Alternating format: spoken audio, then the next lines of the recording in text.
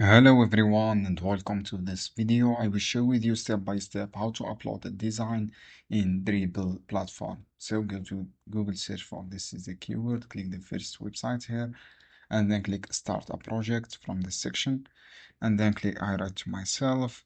Choose any option you want to upload design, for example logo design.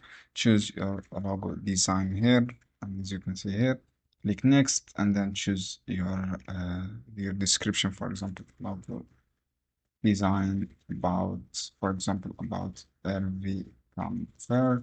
Choose next and then write, for example create a landing page logo design with a different color.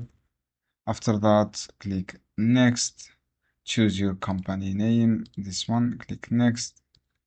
For example, this is for company name, click next, and then click skip this option, click until your amount budget, click next, and then click this icon.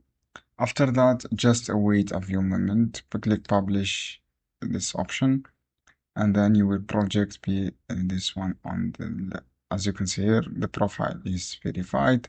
So if you want to upload your project from here, click upload your design and then choose image, drag an image, and then click continue.